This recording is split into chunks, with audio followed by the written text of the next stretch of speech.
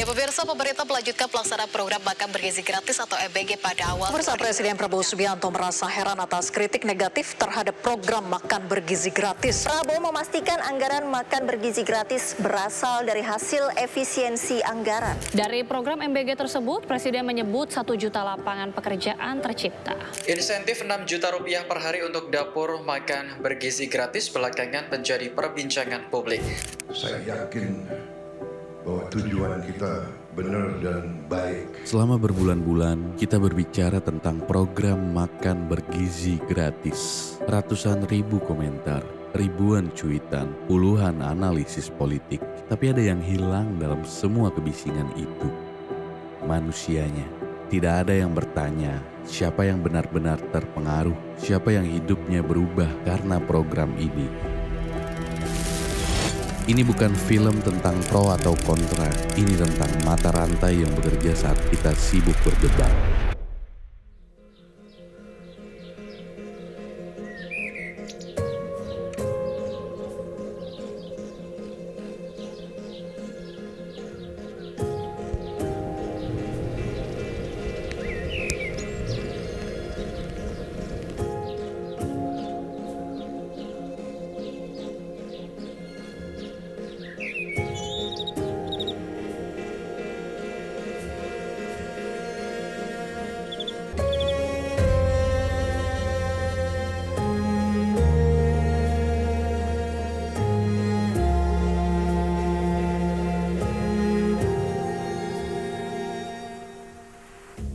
Ini Pak Eman, petani sayur. Bertahun-tahun hidupnya adalah kegelisahan tentang hari esok. Besok laku tidak, besok cukup untuk keluarga tidak.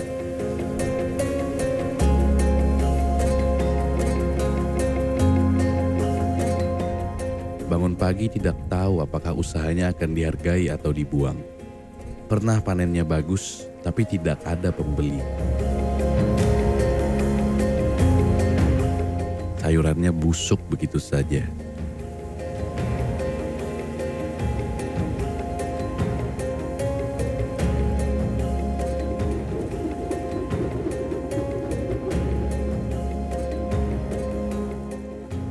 Sekarang ada yang menunggunya setiap minggu.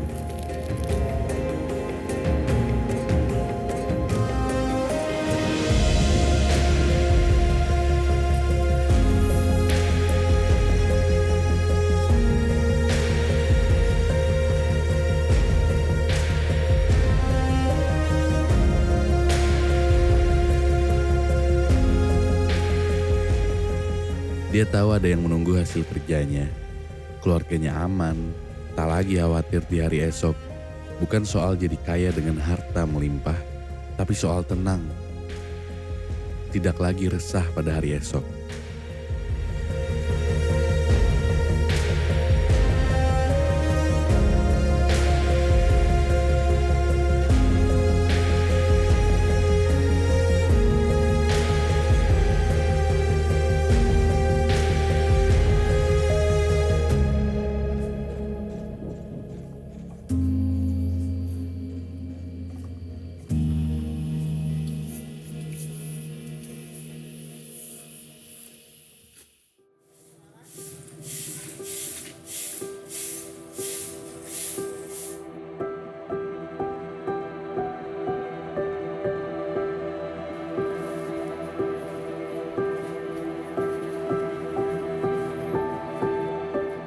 Ini Pak Aai, penyedia sayur yang bertahun-tahun hidup dalam ketidakpastian. Dulu, setiap pagi adalah teka-teki. Akankah sayurnya laku, atau sayurnya berakhir sia-sia?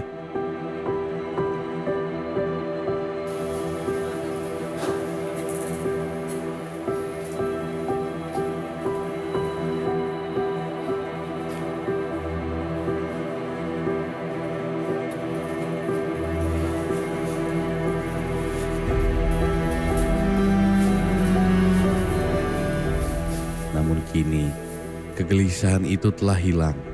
Pesanan yang datang tanpa putus memberinya alasan untuk terus melangkah. Ia tak lagi sekadar menyiapkan dagangan. Ia sedang menyiapkan masa depan dengan hati yang tenang.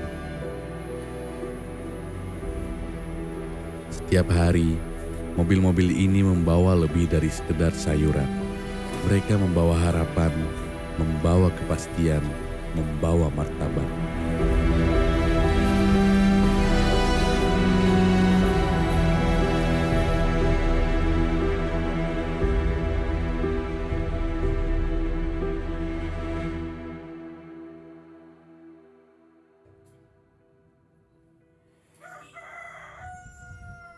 Ini Bu Omah, bangun pagi tak tahu mau berbuat apa.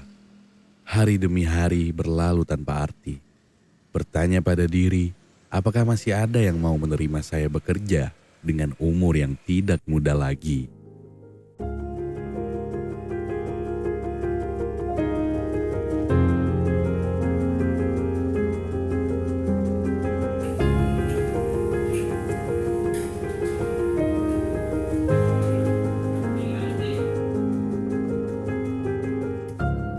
Sekarang dia bangun dengan semangat.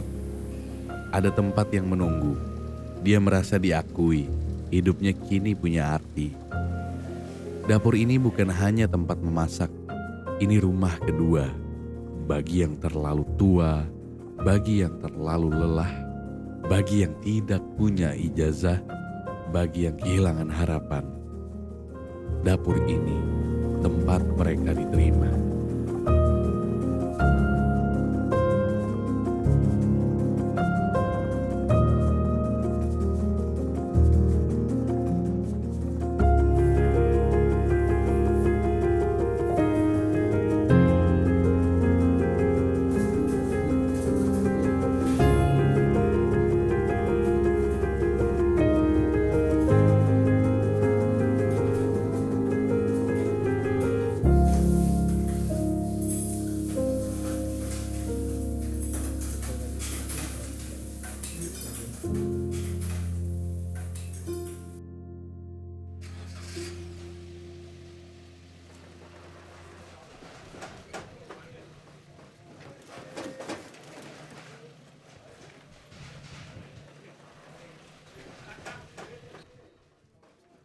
Bagi Pak Ocit, setiap detik adalah pertaruhan. Di belakang kemudinya ada puluhan porsi yang tidak boleh terlambat semenit pun. Jalanan berlubang dan sempit bukan lagi rintangan, tapi rutinitas. Dia adalah penyambung nadi. Tanpanya, semua hasil jerih payah di kebun dan dapur hanya akan menjadi tumpukan benda mati. Di jalur ini, logistik bukan sekedar mengantar barang, tapi mengantar harapan agar sampai tepat waktu di meja mereka yang menunggu.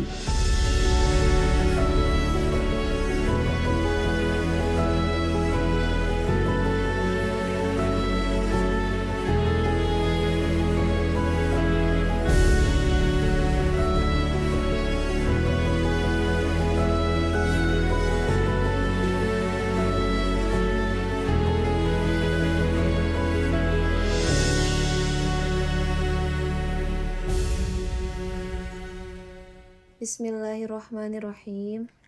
Bismillahirrahmanirrahim.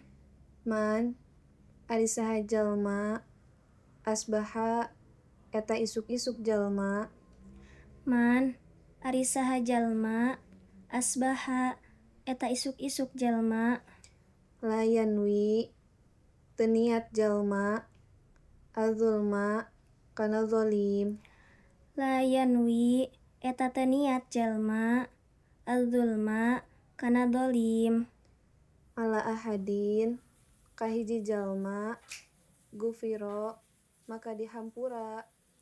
Ala ahadin. Mungkin kita terlalu sering mendengar suara bising dari layar ponsel tentang anggaran yang dianggap terbuang atau komentar negatif yang meragukan setiap langkah kebijakan.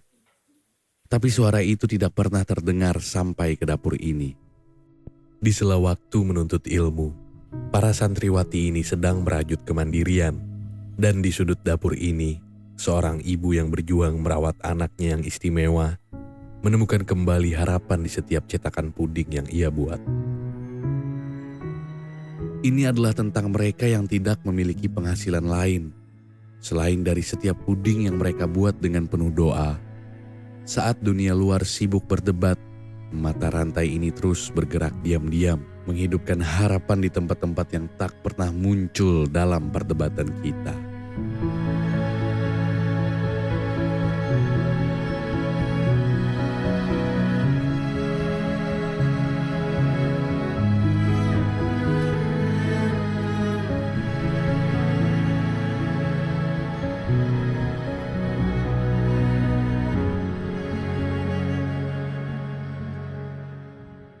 Inilah muara dari semua perjalanan panjang itu.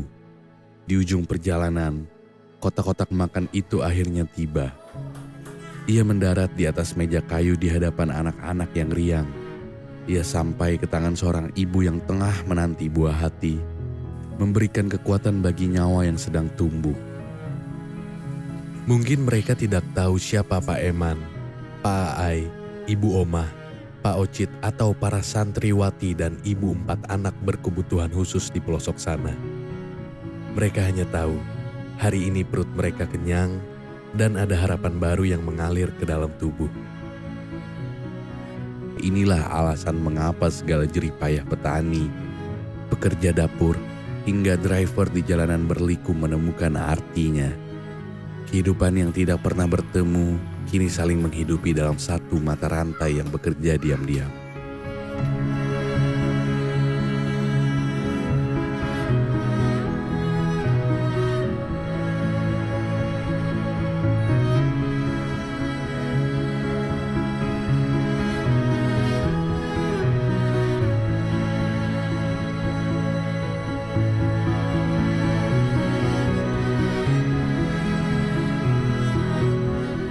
Perdebatan mungkin akan tetap bising di layar ponsel kita. Namun, hiruk-pikuk itu tidak akan pernah sampai ke kebun Pak Eman, dapur warga, pesantren, atau meja belajar. Karena di dunia nyata, ada mata rantai yang terus bergerak tanpa suara. Ini bukan lagi soal setuju atau tidak setuju. Ini soal berapa banyak nyawa yang kembali menemukan arti sementara kita sibuk menghakimi dari kejauhan. Dari tanah yang dicangkul hingga puding yang dicetak dengan doa, kita sedang melihat sebuah bangsa yang sedang belajar untuk saling menghidupi.